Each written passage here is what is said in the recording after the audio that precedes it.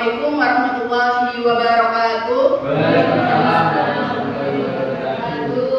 Kepada yang terhormat Bapak Ike selaku Kepala Sekolah SDN Bogor, yang kami hormati Bapak Ibu Guru SDN Bogor. Di sini saya akan berbagi praktik baik dengan komunitas belajar sekolah. Ya. Ini merupakan salah satu tugas dari PKG Loka, yaitu rencana tindak lanjut. Di sini saya akan membuat rancangan pembelajaran berbasis proyek dengan judul Serunya Permainan Tradisionalku. Untuk latar belakang, mengapa saya mengambil permainan tradisional? Karena permainan tradisional itu merupakan permainan yang dimainkan oleh anak-anak pada suatu daerah tertentu secara tradisi, jadi secara turun-temurun. Saat ini permainan tradisional sudah sangat jarang dimainkan dan hampir tersisihkan. Padahal dalam permainan tradisional mengandung nilai-nilai edukasi dan sosial yang lebih tinggi. Karena permainan tradisional tidak hanya melatih otak, perasaan, dan emosional seseorang, tapi juga melatih keseimbangan gerak dan ketakasan tubuh. Dengan berkembangnya ilmu teknologi saat ini sudah tidak asing lagi bagi kalangan anak-anak hingga dewasa, seperti handphone, laptop, dan penggunaan media sosial lainnya seperti Facebook, Twitter, TikTok, YouTube, dan apalagi yang lagi ngetren sekarang yaitu Mobile Legends, ya kan? Nah, itu sangat digemari masyarakat dan membuat beberapa individu itu malas untuk melakukan aktivitas gerak, apapun yang lebih memilih memainkan gamenya dan sosial medianya. Di sini saya membuat model pembelajaran pada program ini yaitu menggunakan SEM atau Sport Education Model dengan menerapkan elemen-elemen dari olahraga nyata seperti tim, peran, dan kompetisi, sehingga peserta didik lebih termotivasi untuk berpartisipasi dan terlibat dalam aktivitas fisik. Saya mendorong peserta didik untuk berpartisipasi dalam aktivitas fisik secara teratur yang mendukung kesehatan fisik dan mental. Oleh karena itu, saya ingin memberikan pengalaman pada peserta didik serta melestarikan budaya melalui permainan tradisional yang berjudul Serunya Permainan Tradisionalku dengan menerapkan pembelajaran SEM.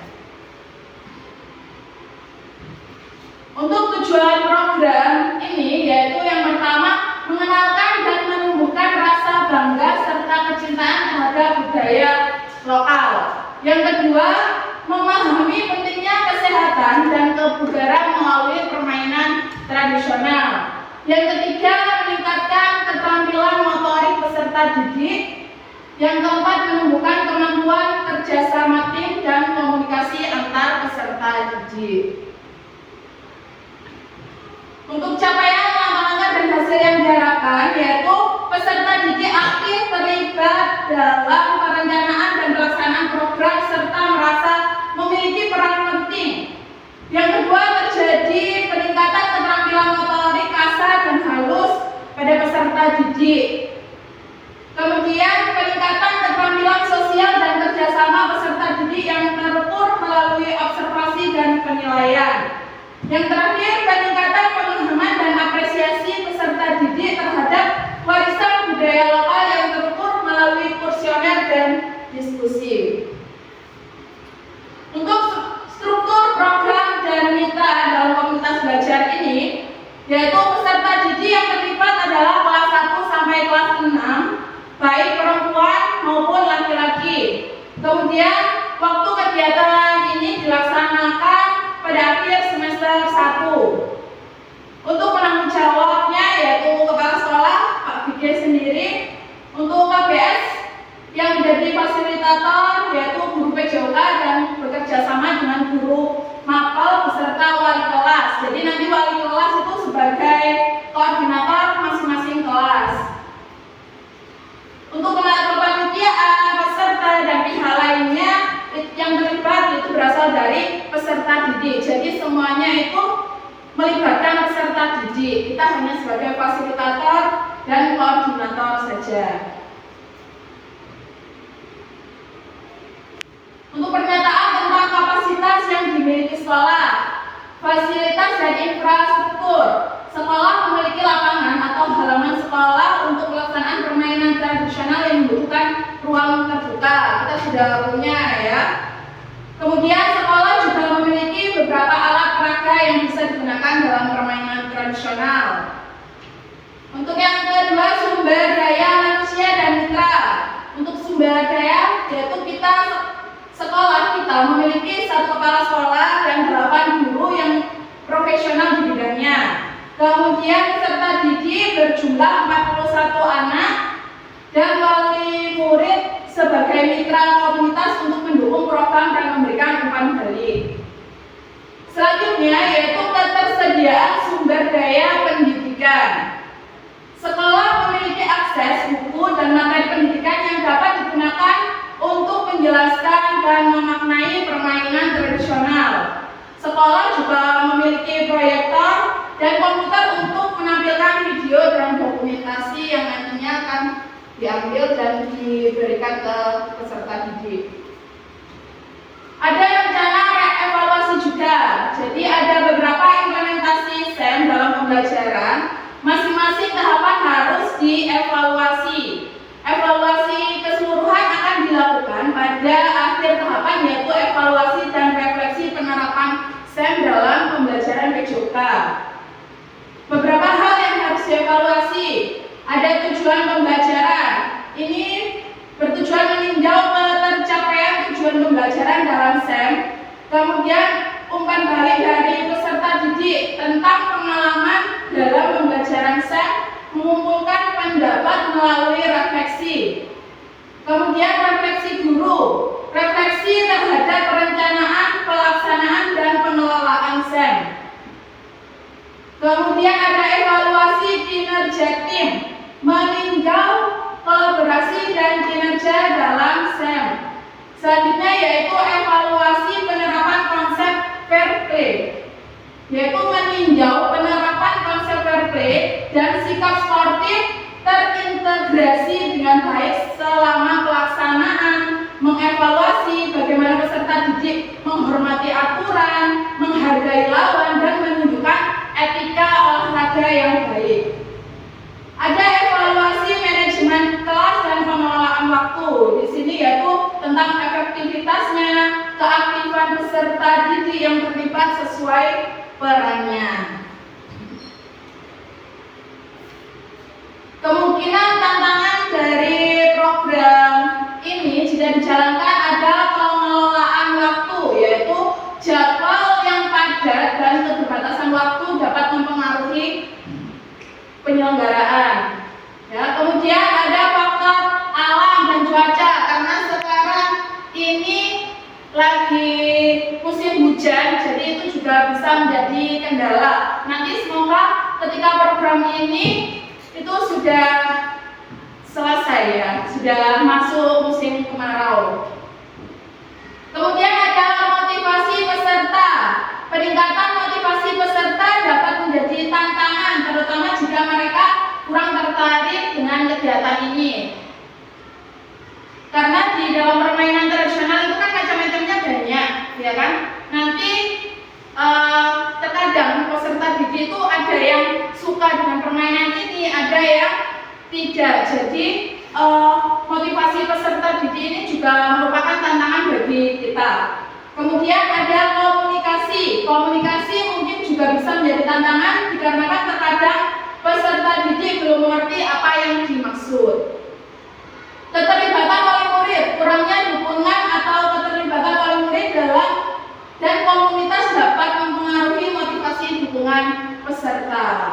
Nah, ketika ada tantangan pasti ada solusinya. Untuk penjadwalan yang efisien, mencari ganti hari dan berpindah ke lapangan yang berumput. Karena kalau kita musim hujan, lapangan kita itu jembrot, ya kan? Nah, becek. Nah, kemudian menggunakan pendekatan positif dan memberikan motivasi tambahan melalui pengakuan dan pujian.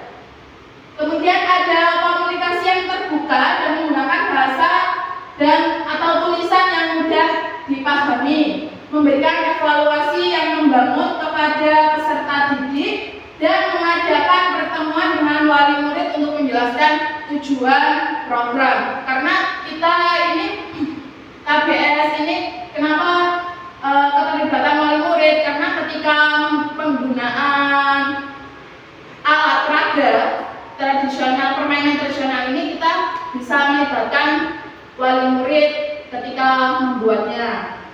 Gitu. Baik, terima kasih. Mungkin dari Bapak Ibu guru ada yang ditanyakan? Tanya. Saya.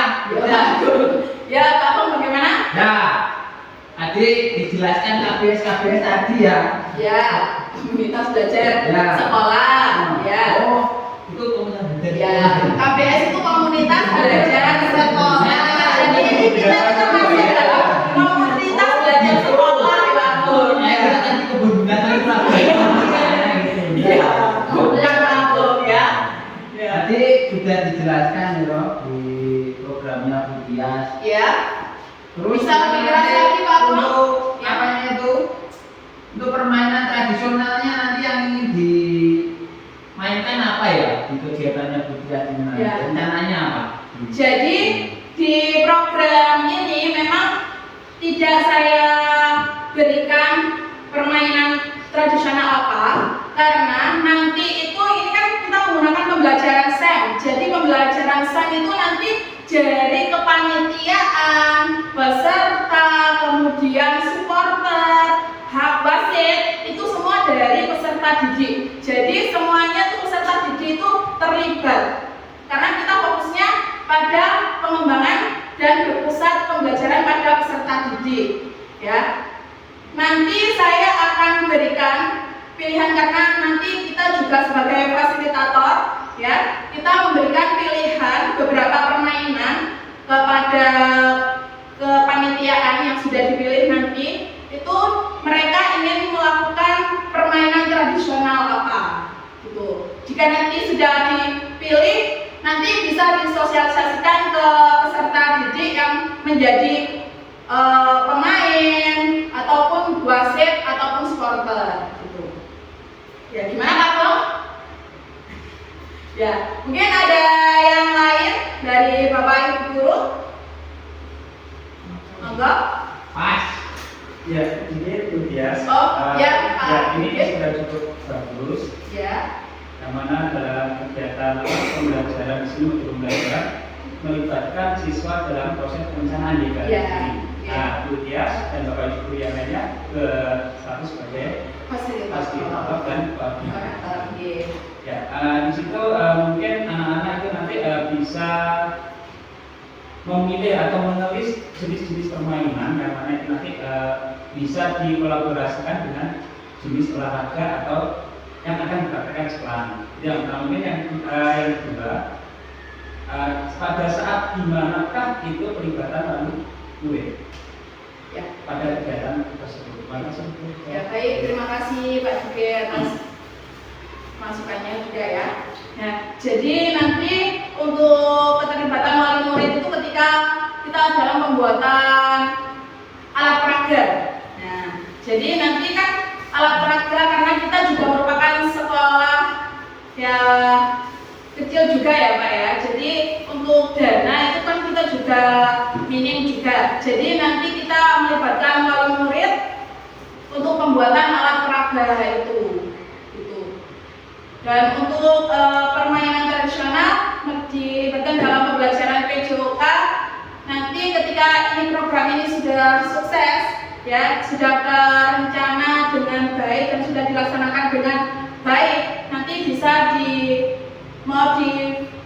atau dimasukkan dalam pembelajaran karena di kelas 1, 2, dan 3 permainan tradisional itu juga masuk dalam pembelajaran. Oke, terima kasih. Ya, terima kasih.